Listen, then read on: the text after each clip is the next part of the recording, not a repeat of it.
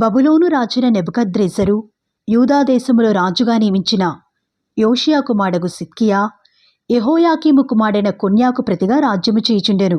అతడైనను అతని సేవకులైనను దేశ ప్రజలైనను యెహోవా ప్రవక్తైన ఇర్మియా చేత సెలవిచ్చిన మాటలను లక్ష్యపెట్టలేదు. రాజైన సిద్కియా షెలెమ్యా కుమారుడైన యెహుకలను, యాజకుడైన మైసేయ కుమారుడు జెఫన్యాను ప్రవక్తైన ఇర్మియా యొద్దకు పంపి, దయచేసి మన దేవుడైన యెహోవాకు ప్రార్థన చేయమని మనవి చేసెను. అప్పటికి వారు ఇర్మియాను చెరసాలలో నుంచియుండలేదు. అతడు ప్రజల మధ్య సంచరించుచుండెను. ఫరో దండు ఐగుప్తులో నుండి బయలుదేరగా యెరూషలేమును ముట్టడి వేయుచున్న కల్దీయులు సమాచారము విని యెరూషలేము దగ్గర నుండి బయలుదేరిరి. అప్పుడు యెహోవా వాక్కు ప్రవక్తైన ఇర్మియాకు ప్రత్యక్షమై ఈలాగు సెలవిచ్చెను. ఇశ్రాయేలు దేవుడగు యెహోవా ఆజ్ఞ ఇచ్చినదేమనగా, నా యుద్ధ విచారించుడని నిన్ను నా యుద్ధకు పంపిన యూదారాజుతో నీవిలాగు చెప్పవలెను. మీకు సహాయము చేయుటకై బయలుదేరి వచ్చుచున్న ఫరోదండు తమ స్వదేశమైన ఐగుప్తులోనికి తిరిగి వెళ్ళును.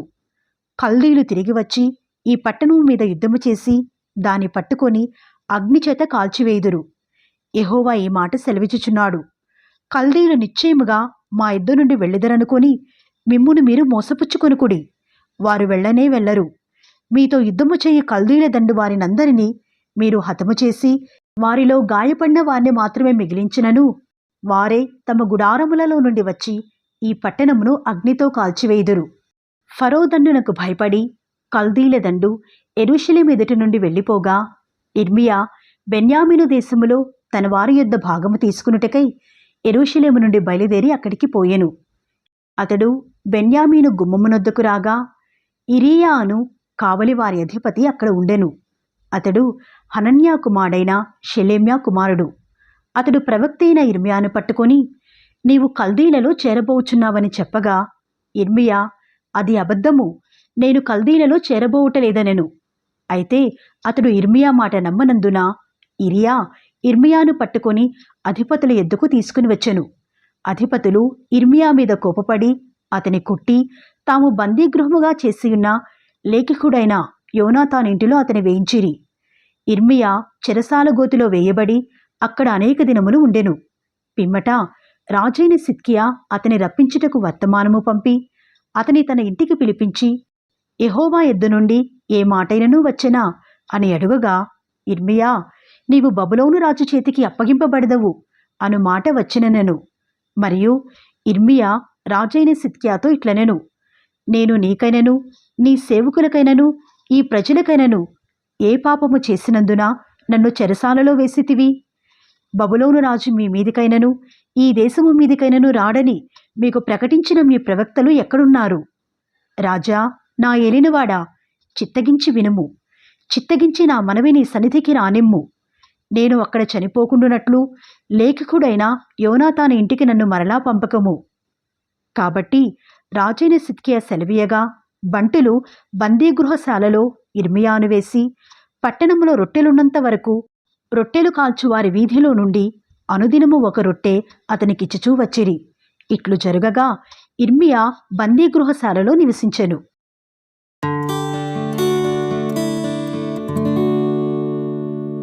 యెహోవా ఇలాగు సెలవిచ్చుచున్నాడు. ఈ పట్టణములో నిలిచి ఉన్నవారు ఖడ్గము చేతనైనను క్షామము చేతనైనను తెగులు చేతనైనను చతురుగాని కల్దీల ఎద్దుకు బయలువెళ్ళువారు బ్రతుకుదురు. దోపుడు సొమ్ము దక్కించుకున్నట్లు తమ ప్రాణము దక్కించుకొని వారు బ్రతుకుదురు. యెహోవా ఇలాగు సెలవిచ్చుచున్నాడు. ఈ పట్టణము నిశ్చయముగా బబులోను రాజు దండు చేతికి అప్పగింపబడును, అతడు దాని పట్టుకునును అని ఇర్మియా ప్రజలకందరికీ ప్రకటింపగా మత్తాను కుమారుడైన షెఫట్యాయును, పషూరు కుమారుడైన గెదల్యాయును, షెలెమ్యా కుమారుడైన యూకలను, మల్కియా కుమారుడైన పషూరును వినిరి గనుక ఆ ప్రధానులు రాజుతో మనవి చేసినదేమనగా, ఈ మనుష్యుడు ఈ ప్రజలకు నష్టము కోరువాడేగాని క్షేమము కోరువాడు కాడు. ఇతడు ఇట్టి సమాచారము వారికి ప్రకటన చేయటం వలన ఈ పట్టణములో నిలిచిన యోధుల చేతులను ప్రజలందరి చేతులను బలహీనము చేయుచున్నాడు. చిత్తగించి వానికి మరణశిక్ష విధింపుము. అందుకు రాజైన సిద్కియా, అతడు మీ వశమున ఉన్నాడు, రాజు మీకు అడ్డము రాజాలడనగా వారు ఇర్మియాను పట్టుకొని కారాగృహములోనున్న రాజకుమారుడు మల్కియా గోతులోనికి దింపిరి. అందులోనికి ఇర్మియాను త్రాళ్లతో దింపినప్పుడు ఆ గోతిలో నీళ్లు లేవు, బురద మాత్రమే ఇండెను. ఆ బురదలో ఇర్మియా దిగబడెను. రాజు బెన్యామీను ద్వారమున కూర్చునియుండగా రాజు ఇంటిలోని కూషీయుడగు ఎబెద్మెలెకను షండుడు వారు ఇర్మియాను గోతిలో వేసిన సంగతి విని రాజునగర్లో నుండి బయలువెళ్లి రాజుతో ఇలాగు మనవి చేసెను. రాజా, నా ఏలినవాడా, ఆ గోతిలో వేయబడిన ఇర్మియాను ప్రవక్త ఎడల ఈ మనుషులు చేసినది యావత్తునూ అన్యాయము.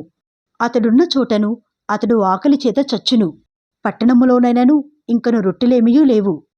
అందుకు రాజు, నీవు ఇక్కడి నుండి 30 మంది మనుషులను వెంటబెట్టుకుని పోయి ప్రవక్తైన ఇర్మియా చావకు మునుపు ఆ గోతిలో నుండి అతని తీయించుమని కూషీయుడగు ఎబెద్మెలెకునకు సెలవీయగా, ఎబెద్మెలెకు ఆ మనుషులను వెంటబెట్టుకొని రాజనగరులో ఖజానా క్రింది గదిలోనికి వచ్చి అచ్చటి నుండి పాతవైన చింకిబట్టలను, చిరిగి చీరాకులైన గుడ్డపాతలను తీసుకునిపోయి ఆ గోతిలోనున్న ఇర్మియా పట్టుకున్నట్లుగా త్రాళ్లచేత వాటిని దింపి, పాతవై చిరిగి చీరాకులైన ఈ బట్టలను త్రాళ్ల మీద నీ చంకల క్రింద పెట్టుకునుమని అతనితో చెప్పెను. ఇర్మియా అలాగు చేయగా వారు ఇర్మియాను త్రాళ్లతో చేదుకొని ఆ గోతిలో నుండి వెలుపలికి తీసిరి. అప్పుడు ఇర్మియా బందీగృహశాలలో నివసించెను. తరువాత రాజైన సిద్కియా యెహోవా మందిరములోనున్న 3వ ద్వారములోనికి ప్రవక్త అయిన ఇర్మియాను పిలువనంపించి అతనితో ఇట్లనెను. నేను ఒక మాట నిన్నడుగుచున్నాను, నీవు ఏ సంగతిని నాకు మరుగు చేయక దాని చెప్పుమనగా, ఇర్మియా, నేను ఆ సంగతి నీకు తెలియచెప్పినేడలా నిశ్చయముగా నీవు నాకు మరణశిక్ష విధింతువు. నేను నీకు ఆలోచన చెప్పినను నీవు నా మాట వినవు. కావున రాజైన సిద్కియా, జీవాత్మను మనకనుగ్రహించు యెహోవా తోడు, నేను నీకు మరణము విధింపను. నీ ప్రాణము తీయజూచుచున్న ఈ మనుషుల చేతికి నిన్ను అప్పగింపను అని ఇర్మియాతో రహస్యముగా ప్రమాణము చేసెను. అప్పుడు ఇర్మియా సిద్కియాతో ఇట్లనెను, దేవుడు, ఇశ్రాయేలు దేవుడును సైన్యములకు అధిపతియైన యెహోవా ఇలాగు సెలవిచ్చుచున్నాడు, నీవు బబులోను రాజు అధిపతుల ఎద్దుకు వెళ్ళిన ఎడలా నీవు బ్రతికెదవు. ఈ పట్టణము అగ్నిచేత కాల్చబడదు, నీవును నీ ఇంటివారును బ్రతుకుదురు. అయితే నీవు బబులోను అధిపతుల ఎద్దుకు వెళ్ళని ఎడలా ఈ పట్టణము కల్దీల చేతికి అప్పగింపబడును. వారు అగ్నిచేత దాన్ని కాల్చివేసెదరు, మరియు నీవు వారి చేతిలో నుండి తప్పించుకునజాలవు. అందుకు రాజైన సిద్కియా ఇర్మియాతో ఇట్లనెను, కల్దీల పక్షముగా ఇండు యూదులకు భయపడుచున్నాను. ఒకవేళ కల్దీలు నన్ను వారి చేతికి అప్పగించినెడలా వారు నన్ను అపహసించెదరు. అందుకు ఇర్మియా, వారు నిన్నప్పగింపరు. నీవు బ్రతికి బాగుగానున్నట్లు నేను నీతో చెప్పుచున్న సంగతిని గూర్చి యెహోవా సెలవిచ్చు మాటను చిత్తగించి ఆలకించుము. నీవు ఒకవేళ బయలు వెళ్ళకపోయినెడలా యెహోవా ఈ మాట నాకు తెలియజేసెను. యూదారాజు నగరులో శేషించిన స్త్రీలందరూ బబులోను అధిపతుల యొద్దకు కొనిపోబడెదరు. అలాగు జరగగా ఆ స్త్రీలు నిన్ను చూచి, నీ ప్రియస్నేహితులు నిన్ను మోసపుచ్చి నీపైని విజయము పొందియున్నారు. నీ పాదములు బురదలో దిగబడియుండగా వారు వెనుక తీసిరని అందరు. నీ భార్యలందరూ నీ పిల్లలను కల్దీల యొద్దకు కొనిపోబడదురు. నీవు వారి చేతిలో నుండి తప్పించుకునజాలక బబులోను రాజు చేత పట్టబడదవు గనుక ఈ పట్టణమును అగ్నిచేత కాల్చుటకు నీవే కారణమగుదువు. అందుకు సిద్కియా ఇర్మియాతో ఇట్లనెను, నీవు మరణశిక్ష నొందుకుండునట్లు ఈ సంగతులను ఎవనికినీ తెలియనీయకుము. నేను నీతో మాట్లాడిన సంగతి అధిపతులు వినిన ఎడల వారు నీ ఎద్దుకు వచ్చి, మేము నిన్ను చంపకుండునట్లు రాజుతో నీవు చెప్పిన సంగతిని, రాజు నీతో చెప్పిన సంగతిని మరుగు చేయక మాకిప్పుడే తెలియచెప్పుమనగా, నీవు యోనాతాను ఇంటిలో నేను చనిపోకుండా అక్కడికి నన్ను తిరిగి వెళ్ళనంపవద్దని రాజు ఎదుట నేను మనవి చేసుకునబోతిని అని వారితో చెప్పుమని రాజు ఇర్మియాతో అనెను. అంతటా అధిపతులందరూ ఇర్మియా ఎద్దుకు వచ్చి అడుగగా అతడు రాజు సెలవిచ్చిన మాటల ప్రకారముగా వారికుత్తరమిచ్చి ఆ సంగతి వారికి తెలియజేయనందున వారు అతనితో మాటలాడుట మానిరి. యెరూషలేము పట్టబడు వరకు ఇర్మియా బందీగృహశాలలో ఉండెను.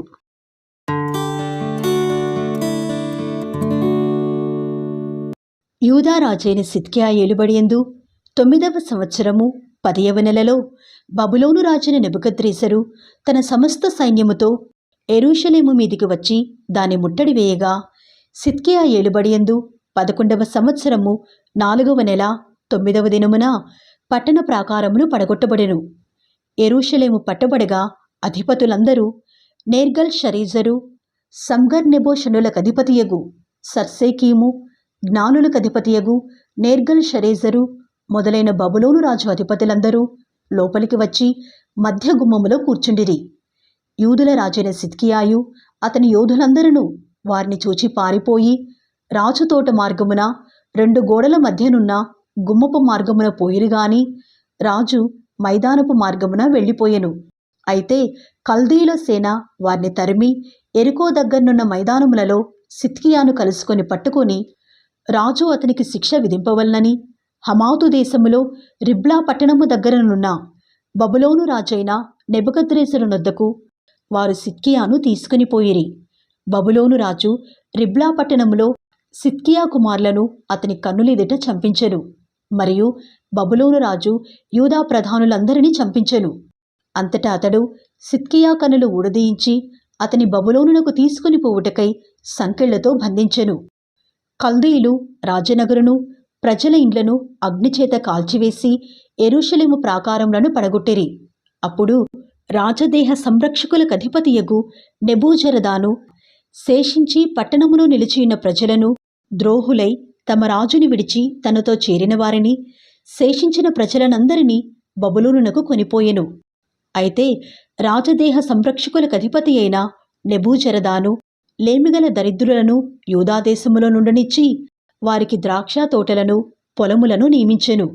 మరియు ఇర్మియాను గూర్చి బబులోను రాజైన నెబుకద్రెజరు రాజదేహ సంరక్షకులకు అధిపతియగు నెబూజరదానునకు ఈ ఆజ్ఞ ఇచ్చెను.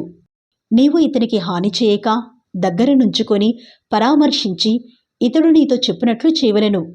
కావున రాజదేహ సంరక్షకులకు అధిపతి అయిన నెబూజరదానును, షన్నులకు అధిపతియగు నెబూషజ్బానును, జ్ఞానులకు అధిపతియగు నేర్గల్ షరేజరును, బబులోను రాజు ప్రధానులందరూ దూతలను పంపి బందీగృహశాలలో నుండి ఇర్మియాను తెప్పించి అతనిని ఇంటికి తోడుకొని పోవుటకు షాఫాను కుమారుడైన అహీకాము కుమారుడగు గెదల్యాకు అతని అప్పగించిరి.